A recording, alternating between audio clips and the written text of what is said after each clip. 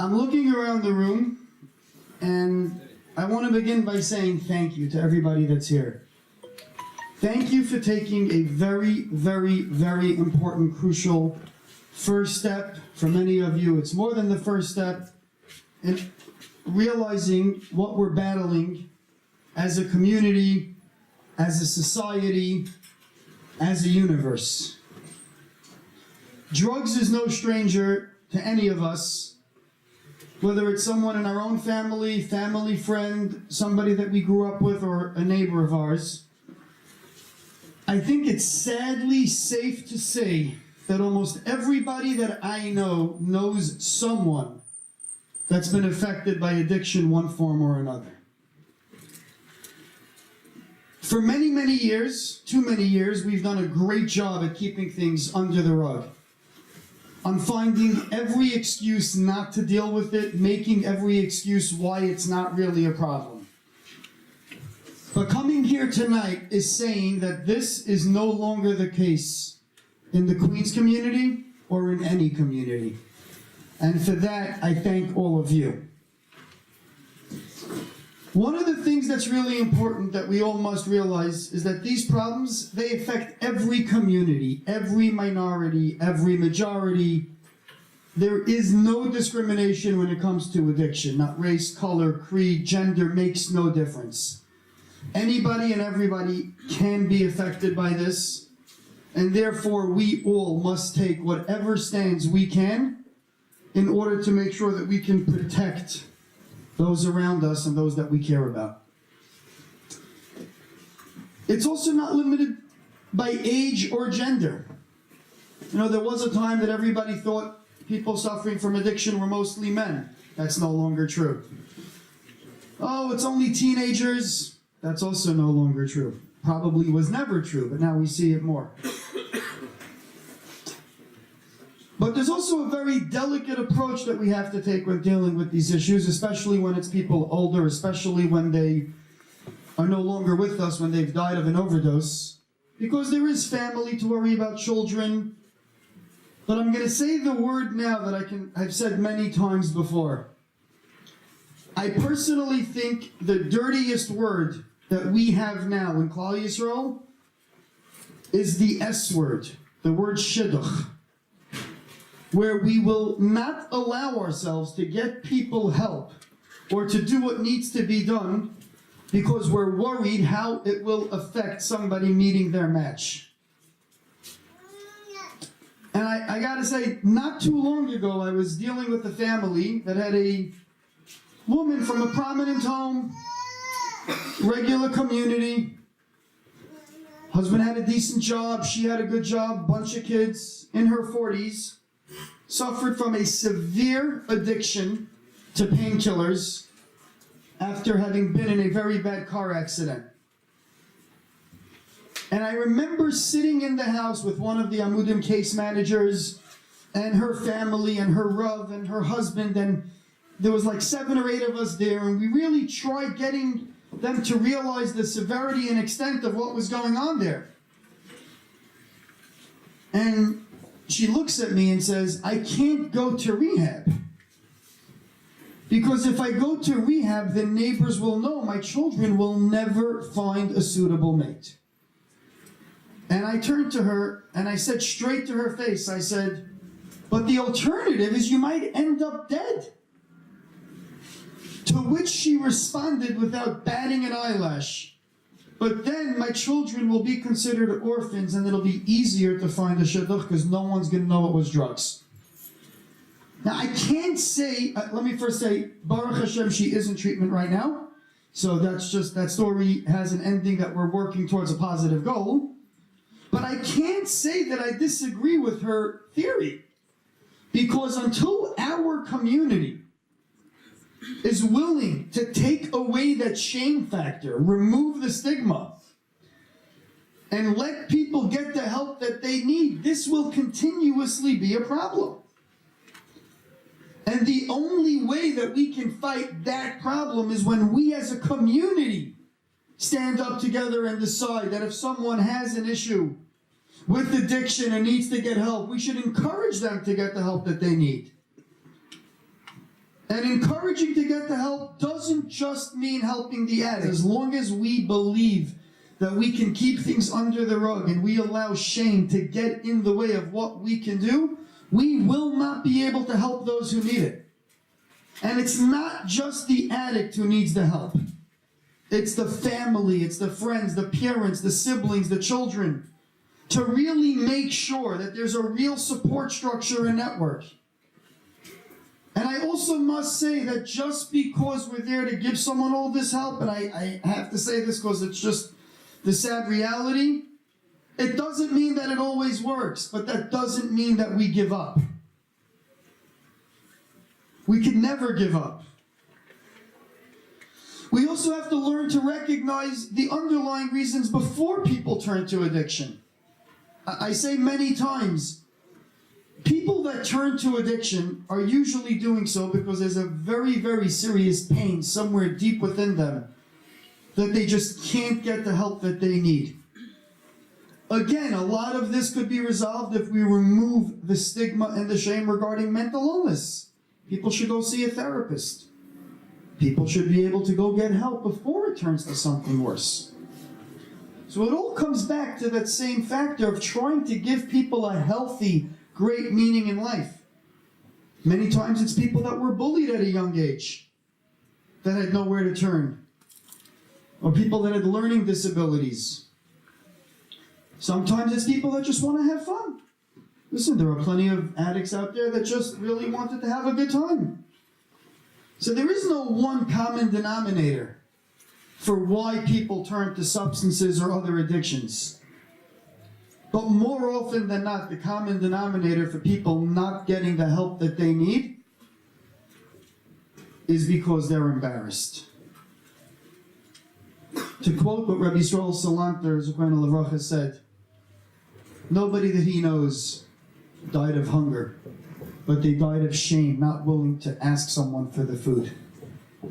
The last event that Chazak and Amudim did together was about a year ago, maybe a little more. And Dr. Shlomi Zimmerman said something then, and I'm going to repeat it again in his name. It's always very tragic when somebody dies. It's tragic, especially when they're young and it's an overdose. And it's a real tragedy. But as he said, the tragedy did not happen that day. The tragedy was years in the making. The tragedy was when these early warning signs were first there and people didn't notice it or chose to ignore it. Now it's sad, everybody's crying. But the question is, how can we turn that into something to help people get a better experience for the future? And many times people that have these issues turn to many, many different types of ways of exhibiting it. Whether it's at-risk behaviors, behavioral issues, acting out. Whether it's one or many forms of addiction, drugs, prescription, street, alcohol, gambling, internet, porn. They're all ways for people to escape from their reality, to create an alternate reality, one which they find can possibly help heal their pain. Many times it leads to emotional issues, which then gets very disruptive within the family. Or religious issues where they get angry at God, angry at the community that neglected them. And then as we get into it, we notice that there's more long-term effects leading to homelessness, violence, teen pregnancy we see many times. Many times people that are suffering from addiction have very, very, I'm going to say bad interactions with law enforcement. They're heading down criminal paths, behaviors that are not something they would normally exhibit, but now they don't know where to turn. And then many times people end up dead. Now I want to just go on this for a second because I think it's important to note, especially when we talk about people that passed away of an overdose. I try to differentiate from a drug overdose and suicide, and it's important that we know the difference, and you might hear about this more from some of the other speakers. Most people that we know that died of a drug overdose did not want to die. It's what we would call an accidental overdose. More often than not, over 75% of the cases that we've been tracking since we started Amudim, which since inception is sadly over 160 within our community alone, the Orthodox Jewish community in the tri-state area. Most of them, I guess I should say that again for effect. It's important for us to know that we're losing hundreds of people that have died from addiction and overdoses. In the Queens community alone that we know of, since Rosh Hashanah there were over 11 that we know of, that we know names, times, and which funeral home handled it so we can answer. That's just Queens alone, one community. Most of these people actually had been in some sort of treatment or another, gone for help, and have been clean, many of them for 90 days or longer. And what ends up happening is, for some reason or another, there's a trigger, whatever that trigger may be. And they feel they don't have where to turn, so they fall back to the path of addiction that they were previously at. But what happens is the body was developed in a most amazing, fascinating way. Maybe Dr. Pasquale can explain this a little better. Where we build up a tolerance to substances that don't belong. And then as someone starts using more and more drugs, the body needs a little bit of a higher dose to achieve the same desired high. And this, unfortunately, increases slowly and slowly as the addict is moving on in life until they get sober, get clean. And at that point, the body goes back to building up the resistance that it's designed to build up, to get rid of whatever toxins don't belong there. But when somebody doesn't think about it, they come out of rehab, they're sober, they're back with their families, they're back with their friends, trying to get their lives back together. And then they have a trigger. They remember the last dose that got them their desired high. And that's the dose they want to go to, because they remember that being the amount. And that's what proves to be a deadly combination many times. It's important to know that when people leave treatment programs, we try as hard as we can to obviously not hope that they'll relapse, but let them know that if they do, they got to start at a lower dose. But it's extremely important to understand what we, as friends, families, and community members, can do to avoid the rates of overdose being what they are. And the easiest thing that we can do is be supportive of those that are suffering and struggling. Addicts are not bad people. They're not evil. Many times you'll hear people say derogatory things. People are suffering from addiction. They're suffering. They need our support more than anything else. When they come out of treatment, they need our support even more so than when they went in. Giving people a reason to live, a reason to thrive, a reason to get up every day. Helping them find a job, meaningful schooling. Helping the community allow them to reintegrate. Even though many times it's painful. Whether it's embarrassment to the family or whether they've done something to commit a crime or to hurt somebody. But we still have to do our best to go above our own comfort zone and help those that are suffering be able to truly reintegrate back in and get the help that they need. Education about addiction, awareness about addiction, is like any other type of safety education we want to give our children. Don't cross the street without looking both ways. I don't know any parent that ever said, I'm scared to tell that to my child because they're going to purposely run in the street. But I'll hear that response from people when we're talking about educating about sexual abuse, educating about boundaries, educating about drugs and alcohol, or when I speak to some of the schools and the principals and I'm like, guys, we got to get awareness in there. No, if we bring it in, people are going to know about it and it's going to make them do it more. So I was giving a lecture to a bunch of high school principals not too long ago. And I offered them that I would love to come into the school and at no cost randomly drug test as many children in that school that I felt necessary. And there were two conditions to my request. Number one, they have to say yes. And number two is if anyone tested positive for drugs, they would not be thrown out of school, provided that they were getting the appropriate help. Not one principal accepted me for that challenge. Not one. I'm going to say something now, and I said this a few weeks ago. I'll say it again now. And for those that are here that are high school teachers and principals, I'm sorry. I do not know a single high school today in our community, boys, girls, co-ed, Orthodox, Hasidic, modern Orthodox, or anything in between, that has zero drugs in it, or where a high school student can't figure out how to get drugs if they wanted to. I'll repeat that again, and I'll repeat it another 100 times if I have to. I do not know a single high school today that a student in the high school will not be able to figure out a way to get their hand on illegal substances or drugs. I don't. But I guess if the leadership in the schools don't allow us to address it, that's going to remain. And that's where we, the parent body, the community members, have that ability to stand up and say enough is enough. This is what we need to do to save our children's lives. We're not talking about, an issue where someone's cutting school or has a problem. And we're talking about life and death over here. We're talking about, I dealt with a case not too long ago where somebody jumped over an overpass thinking he was Superman to get hit by a car as he hit the ground. Taken to a hospital, we put him into treatment, and a Mudim caseworker stood by his side for about 3 weeks.